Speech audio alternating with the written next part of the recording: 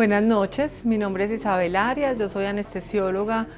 En este momento trabajo con la organización Sanitas Internacional en la clínica Colsanitas y esta noche vamos a revisar el tema de anticoagulación perioperatoria. La anticoagulación perioperatoria es un tema que cada día tiene más relevancia debido a que las indicaciones de la anticoagulación son cada vez mayores, o sea, hay más pacientes recibiendo anticoagulación.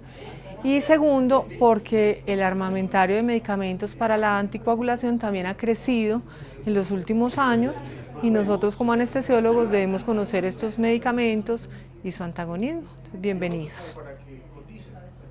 Antes con warfarina, ahora puede ser con rivaroxaban o con dabigatran, y va a ser llevado a cirugía. Yo, en el pasito entre la anticoagulación y la cirugía, que es este que está haciendo acá la maroma, cambio la anticoagulación oral que recibe por una anticoagulación de corta duración para no dejar ese paciente sin nada en el lapso de espera, creyendo que si hago esto, el paciente no me va a hacer eventos trombóticos en ese periodo. Bueno, entonces aquí tengo que llegar a la cirugía con la coagulación perfecta para que no me sangre, pero la terapia puente tiene un esquema de entrada y un esquema de salida, o sea, en algún momento también lo tengo que volver a anticoagular en el postoperatorio para saber cómo lo va a mandar para la casa. Entonces, ¿cómo se hace la terapia puente? Salen las 9 guías de anticoagulación este año, trae este capítulo sobre terapia puente perioperatoria y es como la base de todos nosotros los anestesiólogos. Dice así, vea señor anestesiólogo. Cuando a usted le llegue a consulta un paciente anticoagulado, usted tiene que saber cuál es el riesgo tromboembólico de ese paciente. O sea, qué posibilidad tiene su paciente, si se queda sin anticoagulación, de hacer un evento trombótico. Y entonces eso se hace cogiendo los 3 grandes grupos de anticoagulación que acabamos de revisar y los pacientes quedan categorizados como de bajo riesgo, de mediano riesgo o de alto riesgo. ¿Cómo lo decimos en general? Entonces empecemos con fibrilación. ¿Cómo se estratifica el riesgo de un paciente con fibrilación auricular? Con el CHATS. Por eso es que les digo que el CHATS ya se volvió componente de la valoración preanestésica, ¿cierto? Entonces usted dice, mire, si este paciente tiene una fibrilación auricular y tiene un CHATS 2 de 0 a 2, entonces es de bajo riesgo de un fenómeno trombótico. Si el CHATS es de 5 o 6, o si el evento fue reciente o tiene enfermedad reumática, es alto. Con las válvulas mecánicas, digamos que las mitrales son de alto riesgo, las recién puestas y las aórticas son de bajo riesgo. Y con la trombosis venosa profunda tenemos los eventos recientes o las trombofilias.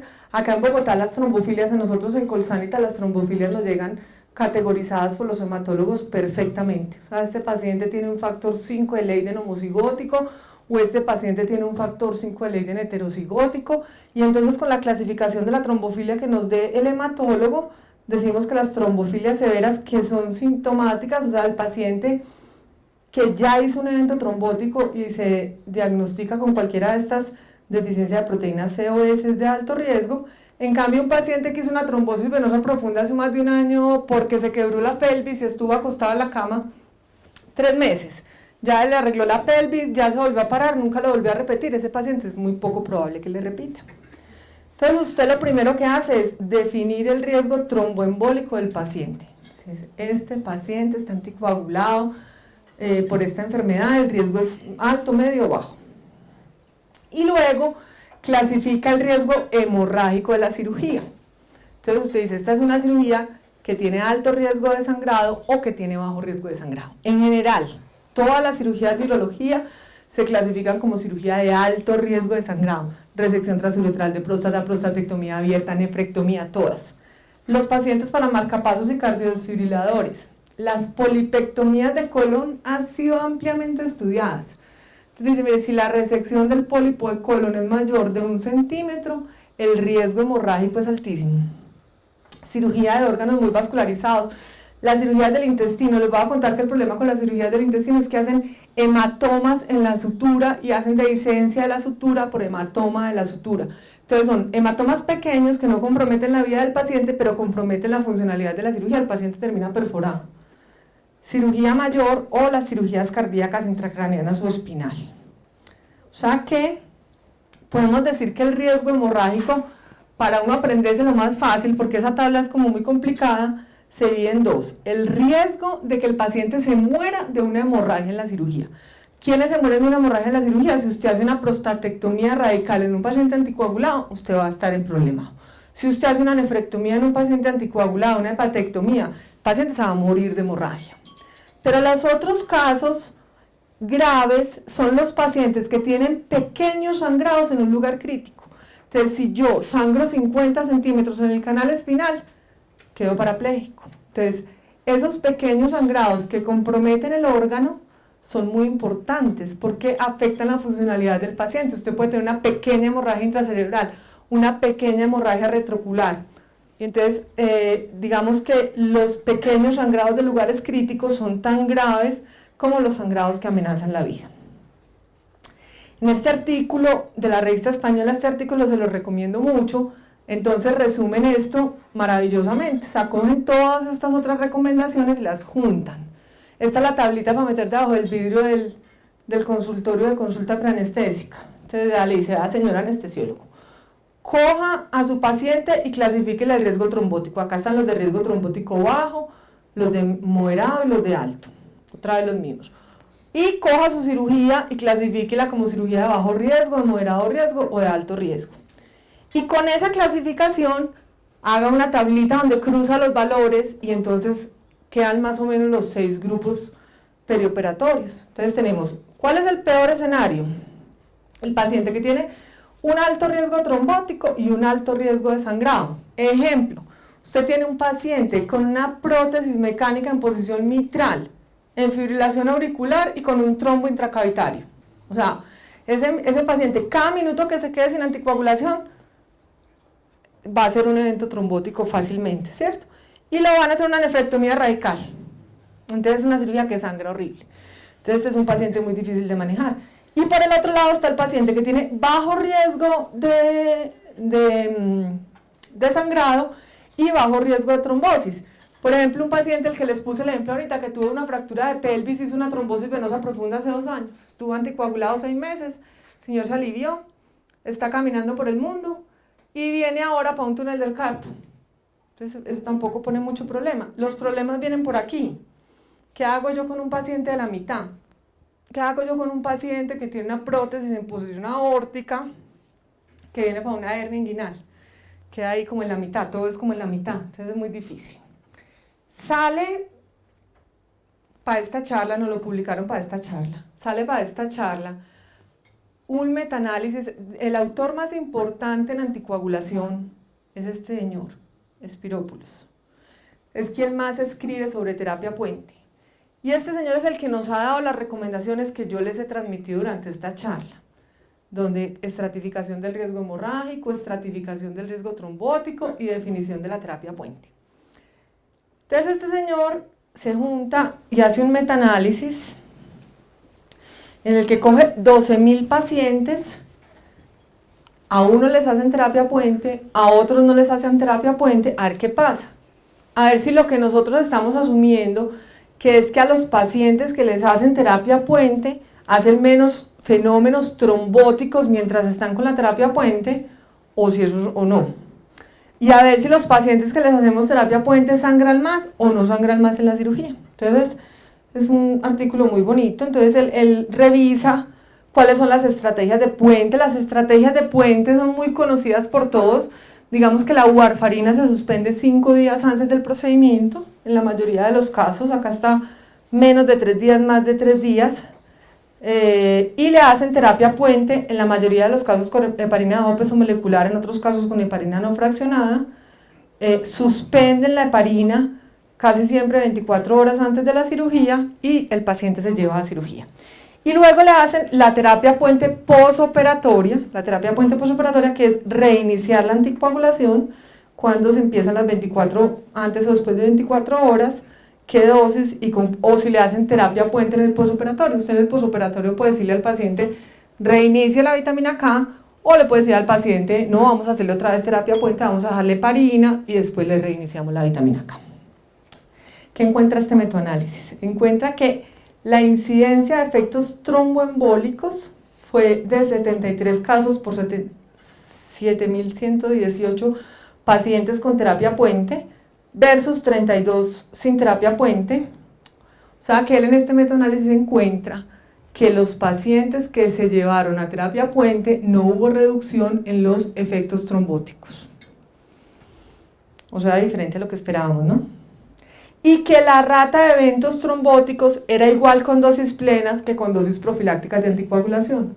O sea que si nosotros vamos a hacer la terapia puente, podemos dejar al paciente anticoagulado plenamente con Clexane 1 miligramo por kilo cada 12 horas o 1.5 miligramos por kilo cada 24, eso es dosis plena, o le podemos poner la dosis de profilaxis. Y se vio que el beneficio contra los efectos tromboembólicos era igual con las dosis bajas que con las dosis altas. Y entonces acá tenemos como estos son los estudios que él cogió y acá se ve que es casi neutro el efecto. Bueno, ¿y qué pasa con la hemorragia? Entonces, respecto a la hemorragia, dice que la terapia puente aumentó el riesgo de sangrado mayor y el sangrado total, y que los pacientes que tenían anticoagulación plena sangraron más que los pacientes que tenían tromboprofilaxis. Y todo esto era significativo, y acá tenemos entonces otra vez todos los estudios donde dice que respecto al sangrado es mejor no hacer terapia puente que hacer terapia puente. Entonces, ese artículo salió esta semana, nos tenemos que sentar a leerlo con calma, con ayuda de un amigo que uno tenga epidemiólogo, pero es importante porque queda muy claro en la literatura que todas las recomendaciones de anticoagulación perioperatoria tienen un nivel de evidencia muy bajo. Las recomendaciones de las 9 guías son las recomendaciones 2C. O sea, yo creo que nosotros llevamos toda la vida haciendo esto, convencidos de que estamos disminuyendo el riesgo trombótico y que no estamos aumentando el riesgo hemorrágico, y apenas ahora estamos empezando a medir las cosas, y hay un montón de estudios que van a salir para saber si esto que creemos si es cierto o no es cierto. Pero hay una situación peor. Si nos llega en el turno a las 2 de la mañana, estamos en el turno a las 2 de la mañana, le llaman a uno al cuarto y le dicen, doctora, cráneo. Entonces uno baja corriendo. Y entonces la familiar dice, es que vamos en el carro, que choque, y mi esposo toma Clexane, o mi esposo toma Pradaxa, que se lo mandó el cardiólogo. Y usted llega al neurocirujano y le dice, hay una hemorragia hay un hematoma subdural agudo, con efecto de masa, hay que operarlo ya. ¿Usted qué va a hacer con el paciente? Entonces, les voy a dar varios datos muy útiles. El primero es, varios de estos anticoagulantes son difíciles de medir. La heparina no fraccionada se mide con el TPT. La heparina de bajo peso molecular con tiempo, o sea, a qué horas el paciente se aplicó la última dosis de heparina de bajo peso molecular. El Arixtra no hay cómo medirlo ni mucho cómo revertirlo, pero el Pradaxa y el Xarelto, si las pruebas de coagulación están normales, quiere decir que el paciente ya no tiene medicamento en la sangre. El problema es el contrario. Si usted le toma un TP y un TPT, y el TP y el TPT están prolongados, usted no sabe mucho anticoagulado está el paciente. Me explico. Si usted tiene un paciente tomando warfarina y el paciente tiene un INR de 3 y el otro paciente tiene un INR de 10, usted sabe que el que tiene el INR de 10 está más anticoagulado que el que tiene el de 3. Y usted le pone el concentrado de complejo protrombínico al paciente de 10 más que al de 3. Pero los pacientes que están anticoagulados con dabigatran, si tienen las pruebas de coagulación TP y TPT normales, es porque ya no tienen efecto del dabigatran en la sangre. Si las tienen prolongadas, usted no sabe cuánto anticoagulado está el paciente. Pero si las tiene normales, bueno. Aquí para recordar que la heparina de bajo peso molecular de todas maneras responde a la protamina. Bueno, entonces mire, este problema es tan grave que hacen en diciembre una reunión de todos los grupos, acá tenemos otra vez a los mismos autores, hacen otra vez en diciembre una reunión de 11 sociedades de hematología de Estados Unidos, de las sociedades más importantes. Entonces se reúne la sociedad de hemofilia, la sociedad de anticoagulación, la sociedad, y dice, saquemos una guía de cómo vamos a manejar el antagonismo de los pacientes que están tomando este medicamento. Entonces lo que les traigo acá es el consenso. Porque es que yo me imagino que si uno es hematólogo también debe estar un poquito preocupado en la casa porque de pronto nosotros vamos a coger el teléfono a las 2 de la mañana y vamos a llamar al hematólogo y le vamos a decir, ¿qué hago con este paciente? Y ellos tampoco tienen muchos de dónde pegarse. Entonces vean, ¿qué dice este consenso? Este consenso dice, los nuevos anticoagulantes orales son estos tres. Los que tenemos en Colombia son el dabigatran y el rivaroxaban. Entonces el rivaroxaban y nivel 10A, el dabigatran y nivel 2A, y tienen la ventaja de que tienen una vida media muy cortica. Entonces, si uno es de buenas, el paciente lleva más de 12 horas sin tomar el medicamento, probablemente por vida media ya se habrá eliminado una cantidad del medicamento y no vamos a tener una hemorragia significativa, Dios quiera. Dios quiera. Porque la eliminación solamente se afecta en pacientes con creatininas bajas, pero está contraindicado darle a un paciente con creatininas bajas estos medicamentos. Entonces ningún cardiólogo le va a mandar a un paciente estas drogas teniendo la creatinina del paciente alterada. Bueno, entonces, si usted recibe un paciente esto, mire la vida media del rivaroxaban, 4 horas, y mire la del dabigatran, 2 horas. Entonces un paciente que ha tomado dabigatran hace 6 horas o hace 8 horas ya cumplió 4 vidas medias y esperamos que el paciente en ese momento ya no esté anticoagulado. Bueno, ¿qué tenemos entonces con ese paciente? ¿Qué se ha estudiado? Entonces se ha estudiado el carbón activado. El carbón activado no le sirve al rivaroxaban. La diálisis no le sirve al rivaroxaban. El plasma fresco congelado no le sirve al rivaroxaban. Eso es muy importante porque nosotros hemos crecido con la conciencia de que uno cuando tiene una coagulopatía, uno va y saca 10 bolsas de plasma y con eso soluciona todos los problemas, y no. Porque mire, el rivaroxaban y el dabigatran bloquean la vía final de la coagulación. Parece ser que si usted está en una hemorragia muy severa, y ya no tiene nada que hacer, y usted le pone una gran dosis de plasma fresco congelado, podría llegar a saturar la droga y poder mejorar un poquito, pero no es lógico manejar el sangrado de estas drogas con plasma fresco congelado, no está recomendado. Ni el factor 7 recombinante tampoco está recomendado. Bueno, vea, el rivaroxaban incrementa el TP y las drogas que incrementan el TP se revierten con concentrados de complejos protrombínicos, que en Colombia tenemos el Octaplex. Quiero contarles que no tengo conflictos de interés con nada, no les había dicho, pero los concentrados de complejos protrombínicos se dividen en dos, los concentrados de complejos protrombínicos de 3 factores y de 4 factores. En Colombia tenemos el Octaplex, que es un concentrado de 4 factores. Fácil porque son los mismos que bloquean los que nos aprendimos de la vitamina K dependiente, 2, 7, 9 y 10. Entonces en Colombia tenemos Octaplex, que es un concentrado de complejos protrombínicos de 4 factores. En Estados Unidos no tienen ese, solamente tienen concentrados de complejos protrombínicos de 3 factores. Entonces por eso la literatura americana está no tiene muchos estudios sobre concentrado de complejos protrombínicos porque el de ellos es incompleto. Esto viene más de la literatura europea. Hay un estudio muy bonito que sale en Circulation en el que cogieron a unos muchachos sanos y los anticoagularon con dabigatran y a otros los anticoagularon con rivaroxaban. Luego tomaron el plasma y les dieron como antídoto el concentrado de complejos protrombínicos, o sea, pues el Octaplex.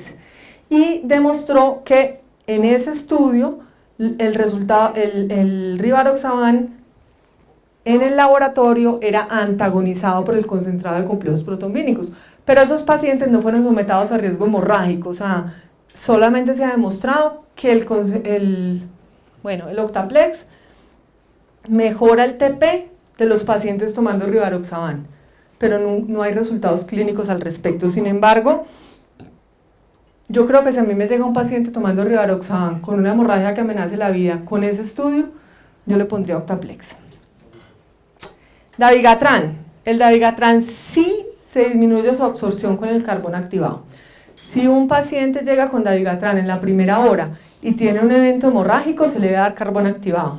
Sí sale con diálisis, pero dice este consenso que me dio una emoción cuando lo leí, que es como muy difícil que usted tenga un paciente con una hemorragia que amenace la vida, que usted no se pueda esperar las 12 horas para que se pase la vida media del dabigatran y que usted lo conecte en una máquina de diálisis. O sea, si está tan grave para no poder esperar las 12 horas, creería uno que está tan grave para no poderlo conectar a una máquina de diálisis. Entonces es como un dato como que no sirve. El plasma fresco congelado en ratones limita el sangrado pero no lo para. El factor 7 en ratones es dudoso y definitivamente el concentrado de complejos protrombínicos en los pacientes de dabigatran no sirve. Entonces, en dabigatran lo que nos sirve es el tiempo, que está a nuestro favor. Miren, si ustedes, esta es otra tablita para tener en la consulta, si la cirugía es selectiva y el paciente está tomando dabigatran, usted con suspender el dabigatran, ya el paciente le llega bien a la cirugía. Y como la vida media es tan cortica, a diferencia de la warfarina que hay que suspenderla durante 5 días, dicen las nuevas guías, es muy probable que no necesitemos terapia puente para los pacientes anticoagulados con los nuevos anticoagulantes. Porque si yo estoy tomando rivaroxaban o estoy tomando dabigatran, yo lo único que hago es que le digo a la niña, suspéndalo 3 días antes. Y entonces, ¿para qué va a hacer terapia puente si el paciente ya va a estar el segundo día, seguramente va a tener menos efecto y ya va a llegar sin nada a la cirugía? No tengo que ponerle heparina peso molecular. Eso tampoco se sabe, pero suena lógico por principios. Entonces, la guía para el antagonismo de los nuevos inhibidores de la trombina y del factor 10A dice, haga los cuidados de soporte, canalice el paciente, póngale líquidos, haga soporte quirúrgico si es necesario de la herida, suspenda el medicamento, dele carbón activado al dabigatran, hágale hemodiálisis al dabigatran, el plasma fresco congelado no, el 7 recombinante no, y el concentrado de complejos protrombínicos, o sea el octaplex, no, de pronto para el rivaroxaban falta más literatura. Y si le vamos a dar anestesia, ¿qué vamos a hacer nosotros con los pacientes? Pues seguimos con las mismas guías de la ARRA de toda la vida, las traje un poquito acá como para recordarlas, porque nosotros somos anestesiólogos, entonces recuerden que las guías de anestesia regional del 2010, que son las que tenemos acá, nos hablan del riesgo de hematoma espinal o de hematoma epidural de un paciente que está siendo anticoagulado, y nos trae esta tablita, yo también creo que esa hay que tenerla, también en la libretica del turno, donde están las normas de cada sociedad. Entonces recordemos otra vez acá que los pacientes que están recibiendo heparina no fraccionada, normalmente trabajamos con las intravenosas en los hospitales para invadir el neuroeje del paciente, entonces hay que suspender, un momentico. Acá está la heparina bajo peso molecular. Yo creo que la complicación que más tenemos en la clínica, ¿cierto? Y es la confusión entre el paciente que está recibiendo heparina bajo peso molecular en dosis de anticoagulación o en dosis de profilaxis. Ese es el error más frecuente porque digamos que los colegas de las otras profesiones se aprenden como el tirito, como es que, pero es 12 o es 24, es que un anestesiólogo me dice una cosa y otro me dice otra. Entonces, si el paciente está recibiendo un esquema de anticoagulación plena y el esquema de anticoagulación plena es 1 miligramo intravenoso, 1 miligramo por kilo subcutáneo cada 12 horas o 1.5 miligramos por kilo subcutáneo cada 24 horas, se debe suspender 24 horas antes de la cirugía. Y si el paciente tiene un esquema profiláctico, que es la mitad de la dosis, entonces hay que suspenderlo 12 horas antes de la cirugía. Bueno, la siguiente dosis de heparina bajo peso molecular se coloca 2 horas después de retirar el catéter. Trae la ARRA, no sé si se habían dado cuenta, también trae sus indicaciones con los inhibidores directos de trombina y dice que usted puede colocar el catéter 8 a 10 horas después de la dosis. Esto es una recomendación que no está basada en ningún estudio porque no hay estudios para saber todavía cuál es la incidencia de hematoma espinal en pacientes que reciben rivaroxaban o dabigatran, sino basada en vida media. O sea que creemos que cuando se han pasado 4 vidas medias del medicamento es seguro acceder al neuroeje. Entonces acá está la recomendación. Este es como el resumen que traía. Si quieren hacemos una discusión como en las clínicas de anticoagulación que tienen en sus sus lugares de trabajo o si tenemos preguntas también. Muchas gracias.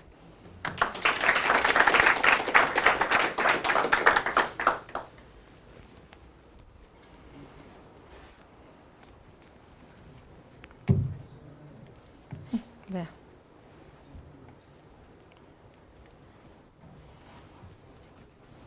¿Alguna pregunta para la doctora Arias?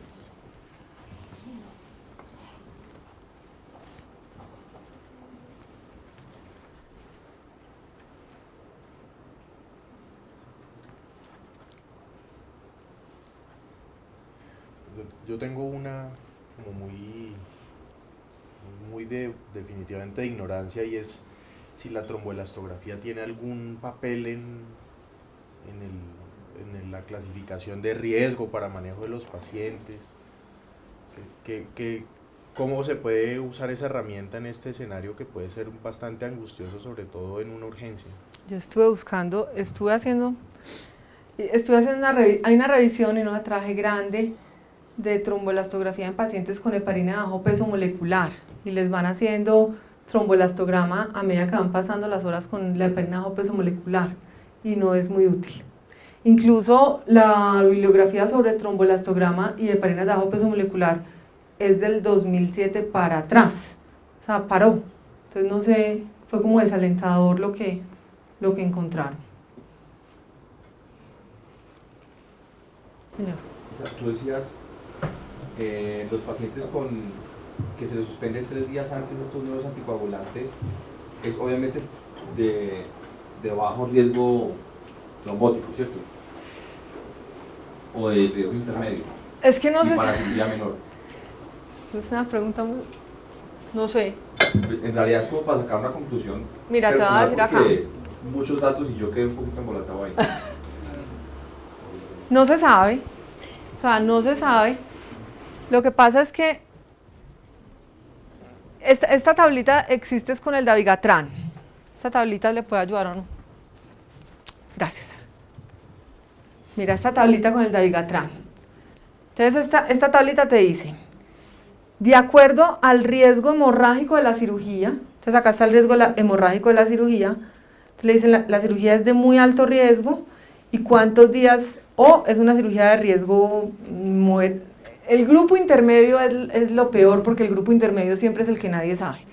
Entonces acá está el riesgo hemorrágico alto o los que tienen un riesgo hemorrágico común y corriente. Entonces, si usted tiene la función renal normal, yo diría que el resto de la tablita nos sobra, porque no se le debe prescribir dabigatran a nadie que tenga alteración en la función renal. Con suspenderle 24 horas antes de la cirugía es suficiente. Y si el paciente es de alto riesgo, usted lo puede suspender 2 a 4 días antes de la cirugía. El análisis... ¿Embólico? Hemorrágico. Entonces el análisis es el siguiente. Si yo solamente voy a bajar al paciente sin anticoagulación, en este caso bajar al paciente sin anticoagulación 12 horas, porque si yo lo suspendo 24 horas antes de la cirugía, el paciente va a tener esa dosis de 12 horas y va a estar en la noche. ¿Qué más terapia puente le puedo hacer? No, tendría que ser ponerle heparina venosa. Ya un riesgo trombótico loco, ¿cierto? Y si el paciente tiene un riesgo de sangrado muy alto, con suspenderlo 3 días, entonces ya tendría, eso no está escrito en la literatura. Tendrías un riesgo de sangrado ya más bajo, pero trombótico alto. Pero entonces ya es un análisis ahí de números. O sea, si tú lo suspendes 3 días antes, esas primeras 24 horas estabas anticoagulado todavía, quedas 48 horas sin protección. Podrías ponerle heparina de bajo peso molecular el otro día. Pero eso es... Y ya quedaría 24, pero todo es análisis de números, eso no hay nada escrito. Ah, bueno, pues eso es un podrías, o sea, eso es una... Es que digamos que cuando uno revisa la literatura uno se da cuenta acá que todo es pues, todo es un juego de vidas medias y de riesgos. O sea, no hay indicación muy clara que te diga, digamos que estratifique las cirugías en tales cirugías, claramente que te diga cirugías menores y las clasifiquen, estas 15 son menores, estas 15 son intermedias, estas 15 las puede tomar como mayores, y estas cirugías así, no son estas. Incluso en las guías del 2008 decía eso. Cuando uno compara las guías de anticoagulación del 2008 con las del 2009, las guías del 2008 te nombraban cirugías, o sea, te decían resección de próstata, Yo creo que ellos se sacaron ese San Benito porque no hay literatura para soportar eso. ¿Y cómo van a sacar ellos una recomendación donde no hay literatura? Entonces se lo dejan a usted. Lo quitaron. Entonces ya nos dicen, no, pues si es una cirugía que sangra mucho. Entonces pero yo creo que con el metaanálisis que acaba de salir ahora en agosto, y entendiendo con ese metaanálisis que el riesgo hemorrágico parece ser mayor que el riesgo trombótico, yo me inclinaría sí, a irme por ahí, señor. Ante un evento, una cirugía de urgencia, en un paciente que está siendo anticoagulado con warfarina y teniendo disponibilidad en igual forma de plasma fresco o de Octaplex, ¿en qué casos debo utilizar el Octaplex? Las novenas guías ya ponen el Octaplex como número 1. Entonces digamos que en las guías octavas te dan la posibilidad de poner plasma fresco congelado o de poner concentrados de complejos protrombínicos. Y en las últimas ya el Octaplex queda de primero, por todas las consideraciones, por tiempo, por la confiabilidad en el antagonismo de la anticoagulación. Hay unos estudios en los que se compara si yo cojo un grupo de pacientes con un INR de 4 y a un grupo le pongo plasma y al otro le pongo complejos protrombínicos, ¿con qué tengo más seguridad de que voy a tener un estado de coagulación normal? Con el Octaplex. Entonces, por velocidad de aplicación, por resultados y por manejo de volumen, ya salió de primero el Octaplex. Y acá en Bogotá nosotros tenemos y lo usamos ocasionalmente cuando se necesita, ¿cierto? Siempre con vitamina K, siempre al paciente hay que ponerle primero 10 miligramos de vitamina K. La vitamina K no se puede poner venosa directa porque produce reacciones alérgicas frecuentemente, hay que diluirla, pónganla en 100 así despacio, y luego de que le pongan la vitamina K le ponen el Octaplex. Rápido. Depende de la urgencia de la cirugía, pero yo lo he usado 2 veces y eso en media hora lo termina de pasar uno. Es muy espumoso, es una mezcla que queda azul y que tiene mucha espuma porque tiene muchas proteínas, entonces uno lo prepara, lo decanta y lo pasa. Rápido. De la vitamina K se decía que si el paciente tiene la necesidad de volver a ser anticoagulado en el postoperatorio, pues que no era conveniente la vitamina K por el tiempo de vida media que es prolongado. Pero todo el antagonismo se recomienda para que el antagonismo sea exitoso, que tenga vitamina K. Si le pones el Octaplex sin vitamina K, probablemente no te va a funcionar igual de bien. Eso es en el caso del paciente que le hacía a uno la terapia puente programada. Entonces esos pacientes en los que estaban tomando warfarina y tú le suspendías la warfarina 5 días antes del procedimiento, lo ideal es no ponerle vitamina K. Pero en el evento agudo sí, hay que ponerle vitamina K. Juan Diego. Los pacientes que ya después de esta disquisición que nos acabas de hacer, de suspenderlo 2 días, 5 días, estos nuevos anticoagulantes orales, encontraste el uso de abordaje al neuroeje. Es decir, yo puedo poner una raquia tranquila, una presión Sí, tranquila, un catéter, la ARRA trae, que incluso yo me he leído las guías de la ARRA, yo no sé cuántas veces, y uno vuelve y se las lee y encuentra cosas nuevas. Mira, la ARRA dice que, esto es dabigatran, ¿no? Que puedes poner dabigatran 10 horas después de la dosis.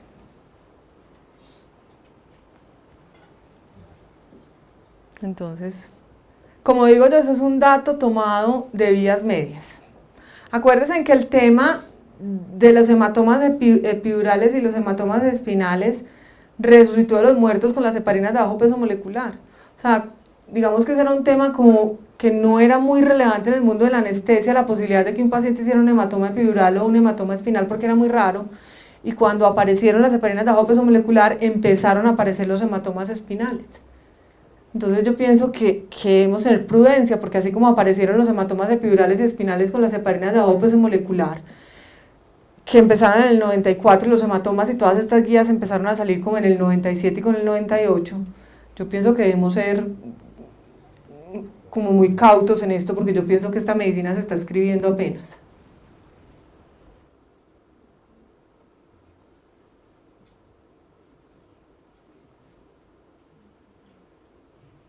Bueno, muchas gracias a todos por su asistencia. No queremos despedirnos antes de hacer la invitación formal para la actividad científica del próximo mes, en el cual se tratará el tema de una actualización sobre las guías de manejo, sobre las crisis de hipertermia maligna, actividad que está desarrollando la SCARE desde principios de este año. Muchísimas gracias.